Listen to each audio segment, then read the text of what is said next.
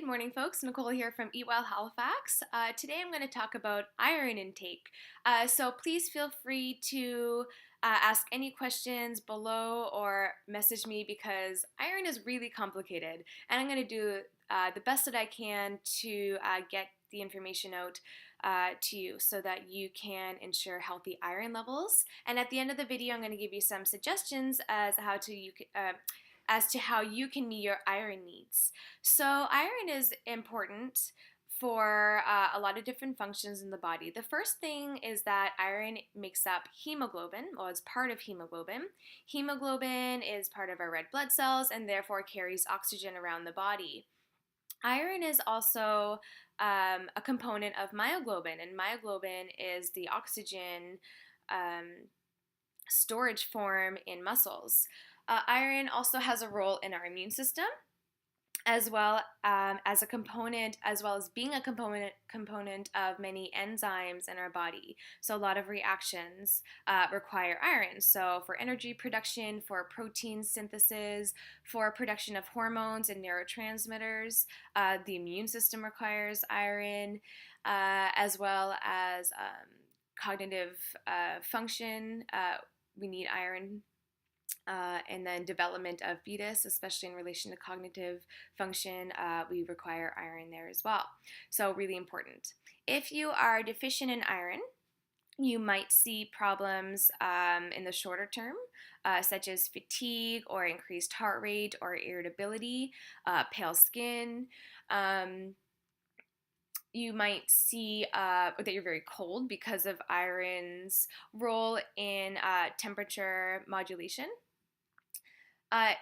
As we see more severe deficiencies, you're going to see symptoms of anemia. So really bad fatigue. So you might even lose the capacity to do simple work. So everything seems more challenging. You're really fatigued. You might see shortness of breath.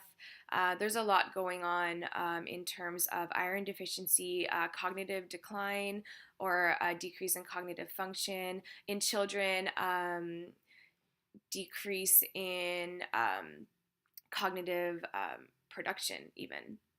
So there's a lot going on with iron deficiency. Now, why may there be iron deficiency? So the first reason that somebody might be deficient in iron would be due to poor intake. So poor intake of iron would be due to sort of just an unhealthy diet. So if you're not eating whole foods. The second reason could be due to poor bioavailability of the iron. So we have iron in the form of heme iron and non-heme iron.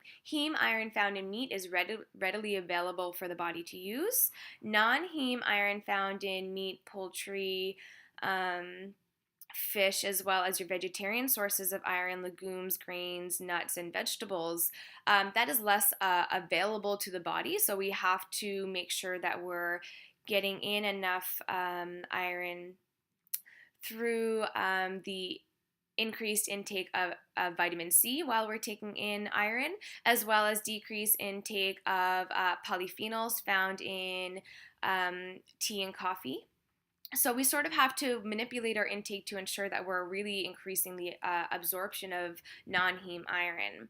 Another reason why we might be deficient would be too low absorption of iron. So that could be in relation to, again, and I always go back to gastrointestinal disorders or problems where there's actually any damage to the mucosal membrane in the intestine, we're going to see decreased absorption of iron. So if you have anything related to celiac disease or IBD or IBS or anything like that, we do really need to go back and sort of heal the mucosal membrane for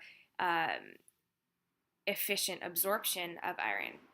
And then the other reason that we might see deficiencies could be to increase losses. So internal bleeding or our menstrual cycle could be reason, as well as increased needs. So when we have increased blood volume needs, we have increased iron needs. So for example, during pregnancy and for high performing athletes, you might need more iron as well.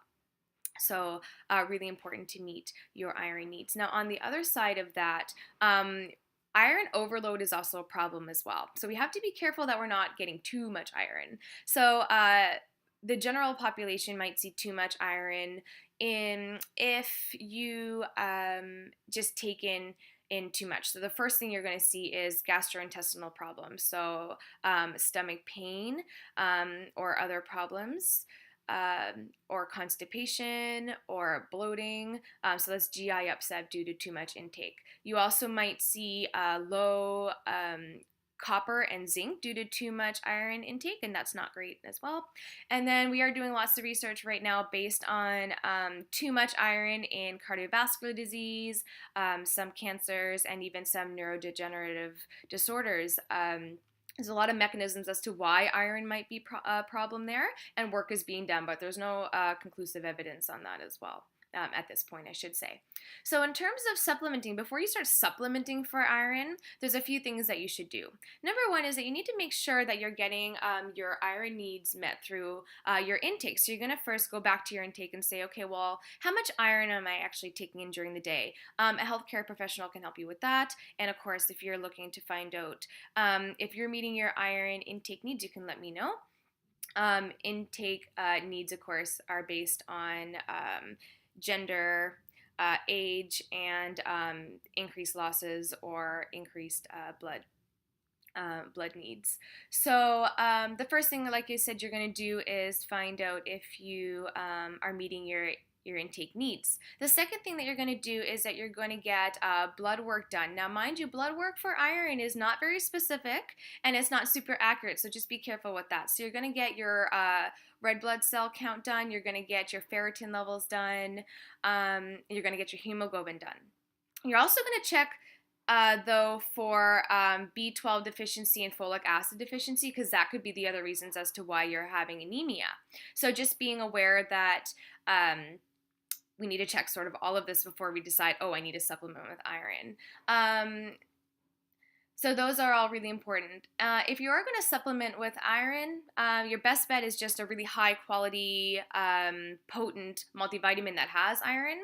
If you have severe deficiency, you might go into actual iron supplementation, but you need to make sure that there's severe iron deficiency before you take too much iron. So the best defense against iron deficiency, if you ask me, would be a whole foods diet, taking in a lot of iron, because our body is going to regulate how much we actually absorb based on how much we need. So just to be aware of that, our body is really, really good at that, really smart.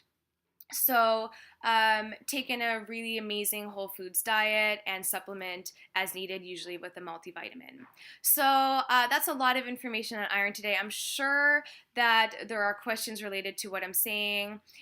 If you need any clarification, comment below or private message me. If you want to learn more about iron intake and needs for you, comment again or let me know.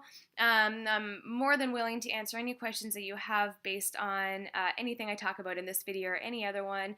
Again, I love sharing nutrition information with you, and I certainly hope that you learned something today.